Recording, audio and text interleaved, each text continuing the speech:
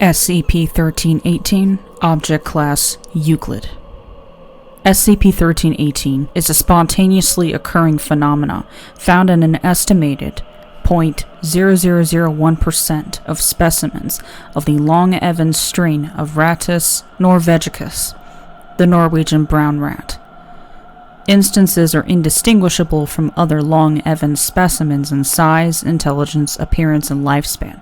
However, humans spending 20 to 80 cumulative hours in close proximity, approximately 3 meters, to an SCP-1318 specimen develop the following delusional complex: that the specimen is sapient and capable of speech, that the specimen is a subject matter expert in their field of employment, that their best ideas originate from conversations with the specimen, that these properties of SCP-1318 are possibly hereditary, and that any offspring of the specimen should be exempt from experimentation pending unspecified analysis.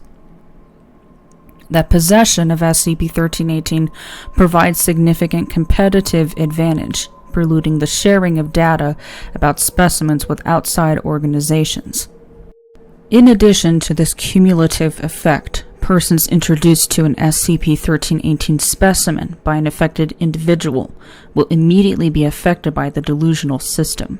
While affected persons report that they hear the SCP-1318 specimen speaking, review of recordings of such conversations reveal that affected persons are in fact subvocalizing the specimen's responses to their queries.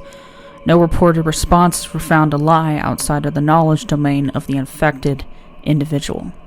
SCP-1318 was discovered when a routine performance review in 1993 found that productivity at the Biosciences Laboratory at Research Site 27 had declined by 75% in a 6-month period, without a corresponding decline in research quality. An internal audit of the facility determined that the entire staff of the lab were affected by delusions pertaining to a male SCP-1318 specimen, whom they dubbed Frankie. 2 members of the audit team were likewise affected before the nature of the hazard was determined. All affected personnel were interviewed and treated with amnestics, though 15% of staff suffered from persistent delusional states and were subsequently relieved of duty. Frankie was determined to have entered the facility as part of a routine delivery of model organisms from Charles River Laboratories. No anomalous properties were detected in any other specimens in the shipment. Footnotes 1. This phenomenon appears to be restricted to the Long Evans strain and has never been witnessed in other laboratory strains or wild specimens. 2. An introduction consists of addressing the specimen as a sentient being who is being made acquainted with the unaffected individual. Special Containment Procedures. Specimens of SCP-1318 are to be kept in individual wire cages in a secured room in a facility otherwise devoid of laboratory animals. Due to the nature of the cognitive hazard presented by SCP-1318, no research staff shall be permitted to interact directly with specimens.